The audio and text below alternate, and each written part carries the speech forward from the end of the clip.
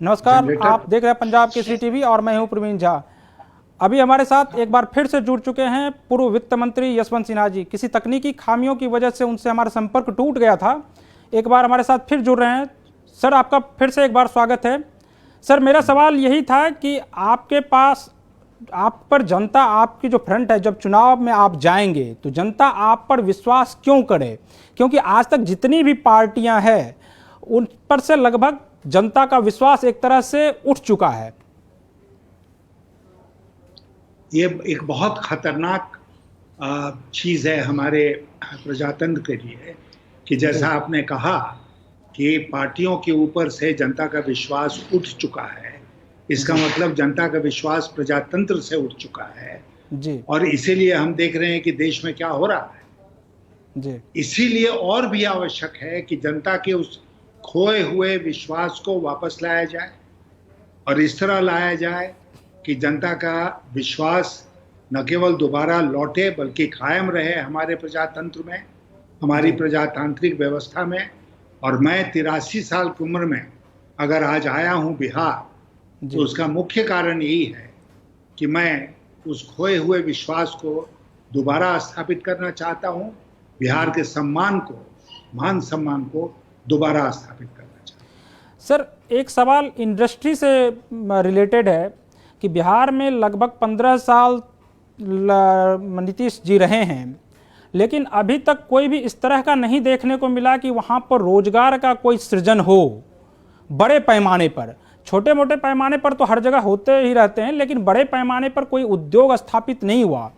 तो आप क्या मानते हैं कि इसके पीछे कहाँ कमी रह गई? देखिए, मैं दो बातें आपसे निवेदन करूंगा। नंबर एक कि बिहार की आबादी देश की आबादी का 10% है ना लगभग। जी जी। और हमारे प्रदेश में जो उद्योग धंधे लगे हैं वो मात्र 1.5% है। पूरे देश में जो उद्योग हैं बिहार की भागीदारी उसमें मात्र 1.5% है। दूसरी बात कि बिहार में पहले से जो उद्योग लगे थे, जैसे चीनी मिल, जैसे कि पेपर मिल, जैसे कि जूट मिल, जैसे कि बरौनी का कारखाना, ये सारे के सारे बंद पड़े हैं आज के दिन।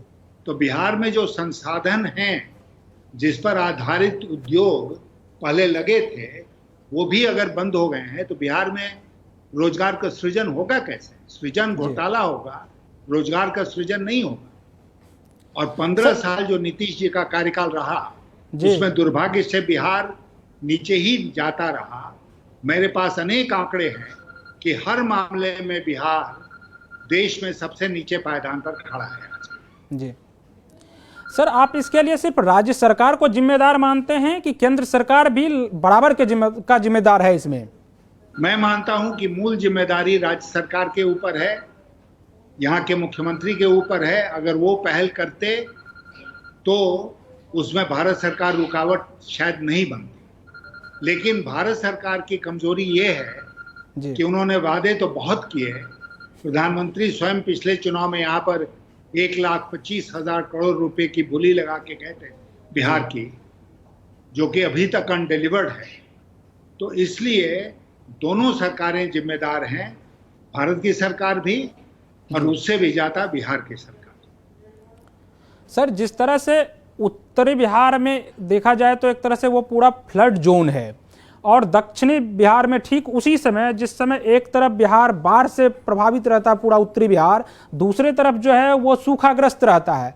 तो ऐसी स्थिति में आपको नहीं लगता है कि नदियों को अगर जोड़ा जाता इन 15 वर्षों में या पिछले साल जो 70 सालों में, तो बिहार में इस तरह से असमानता नहीं दिखती? दोनों तरफ जो है वो उस पानी को, जिस एक तरफ जो बाढ़ हो जा रहा है उस पानी को डाइवर्ट करके दूसरे तरफ जिस तरफ सूखाग्रस्त इलाका है वहां पहुंचाया जा सकता था। बिल्कुल सही कहा आपने, क्योंकि इसीलिए इसी बात को ध्यान में रखते हुए जब अटल बिहारी वाजपेयी की सरकार थी तो नदियों को जोड़ने का एक कार्यक्रम बना ना हम लोगों के टाइम में। नदियों को जोड़ो, और नदियों को जोड़ने से जहां अधिक मात्रा में पानी आ जाता है, बाढ़ आ जाती है, वहां से उसको डाइवर्ट करके जो सूखाग्रस्त इलाका है वहां पर हम ले जा सकते हैं। लेकिन सर लेकिन वो योजना कहाँ चली गई? जो नदियों को जोड़ने की जो योजना थी वो चली कहाँ गई? क्यों नहीं जुड़ पाई अभी तक? नहीं गई, चली कहीं नहीं गई। उसमें ऐसा हुआ कि जब अटल जी की सरकार गई 2004 में और यूपीए की सरकार आई 10 वर्षों के लिए, तो उन्होंने इसको ठंडे बस्ते में डाल दिया जी। अब उसके बाद जब मोदी जी की सरकार आई है जी पिछले 6 वर्षों से, तो मोदी जी की सरकार में अटल जी की सरकार की जो बहुत आवश्यक योजनाएं चल रही तो वो तो चल रही हैं, लेकिन और कोई नई योजना की शुरुआत नहीं हुई। आपको सुनकर आश्चर्य होगा कि मैंने प्रधानमंत्री ग्राम सड़क योजना की शुरुआत की थी जब मैं वित्त मंत्री था जी। और मैं बहुत ही इस बात पर के लिए कीन था कि अगर हम लोगों को भारत सरकार में आने का मौका मिलता है जी। तो 2014 के बाद हम प्रधानमंत्री कृषि सिंचाई योजना चालू करें, प्रधानमंत्री ग्राम सड़क योजना के तर्ज पर। लेकिन एक नाम के वास्ते योजना बनी, उसका कोई योगदान नहीं हुआ और ये योजना भी ठंडे बस्ते में चली गई। तो इसीलिए जल संसाधनों का जो हमको एक समेकित उपयोग करना चाहिए था, वह उपयोग पिछले 6 वर्षों में भी नहीं हो पाया है। और सबसे ज्यादा आवश्यक है कि हमारे यहाँ जहाँ बहुत अधिक पानी है बिहार में, खास करके उत्तर बिहार में, उसको हम समेकित रूप से पूरे बिहार में वितरित करें ताकि बिहार खुशहाल हो सके, किसान यहाँ का तरक्की कर सके। लेकिन सर बिहार सरकार के जो जल संसाधन मंत्री हैं उनका कहना है कि नहीं, जल संसाधन के क्षेत्र में काफी अच्छा काम हुआ है पूरे बिहार में और इसका जो है वो प्रतिफल भी देखने को मिल रहा है।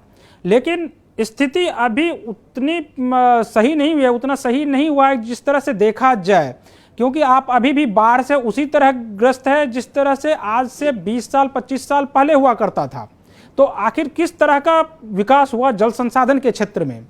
देखिए, हमने जो यहाँ के जल संसाधन विकास मंत्री ने कहा है उस पचड़े में मैं नहीं पढ़ना चाहता जी। मैं आपसे यही निवेदन करना चाहूंगा कि पूरे देश की औसत अगर ली जाए सिंचाई के मामले में, तो वो लगभग 48-50% है कि 38-50% खेतों में सिंचाई का पानी पहुंचता है। बिहार में वहाँ आंकड़ा 32% है। तो इसका मतलब सिंचाई नहीं पहुंचती है उन सब खेतों में जहाँ जानी चाहिए जी। दूसरी जो बात है वो ये है कि हमारे यहाँ जल संसाधन बहुत हैं और हमारे प्रदेश में एक और बाढ़ एक और सुखाड़, ये स्थिति तो बिल्कुल नहीं होनी चाहिए। और अगर त्वरित गति से काम किया जाए तो दोनों से हमें छुटकारा मिल सकता है। इसलिए अपना ढोल पीटने के लिए हम जो भी कह लें, आंकड़े उसका समर्थन नहीं करते जी। सर आखिरी सवाल कि आप अगर चुनाव में जाते हैं तो किस विजन के साथ जाएंगे और जनता को उस विजन पर कैसे विश्वास हो कि आप जब आएंगे तो इस पूरे काम को करेंगे? जनता को बाकी लोगों की तुलना में मुझ में ज्यादा विश्वास करना पड़ेगा। मेरे पास, जैसा मैं आपसे कह रहा था, जितना अनुभव है वो सब मैं लगा दूंगा बिहार की तरक्की पर। उसमें प्रशासनिक अनुभव भी है, उसमें राजनीतिक अनुभव भी है, उसमें केंद्र में मंत्री रहने का भी अनुभव है। तो इसलिए मेरे पास जितना अनुभव है वो शायद आज देश में कोई व्यक्ति नहीं है जिसके पास इतना अनुभव है। तो बिहार की जनता को मेरे विजन के ऊपर, मेरी कल्पना के ऊपर, मेरे विकल्प के ऊपर विश्वास करना चाहिए, क्योंकि मैं सचमुच बहुत तन्मयता के साथ, सिंसियरिटी के साथ बिहार की जनता की सेवा करूंगा। और मैं साथ साथ आपको ये भी बता दूं कि चुनाव हमारे लिए एक पड़ाव है, चुनाव के आगे भी जिंदगी है जी। तो इसलिए हम लंबे दौर के लिए बिहार में आए हैं, माटी का कर्ज चुकाने के लिए बिहार में आए हैं। जो हमारे बचे खुचे वर्ष हैं उसको बिहार की तरक्की के लिए लगाने के लिए आए हैं। और इसलिए बिहार की जनता को हम पर विश्वास करना चाहिए। अपने लिए हम कुछ नहीं मांग रहे हैं, अगर कुछ मांग रहे हैं तो बिहार के लिए मांग रहे हैं। सर आपका बहुत बहुत शुक्रिया पंजाब केसरी से बात करने के लिए।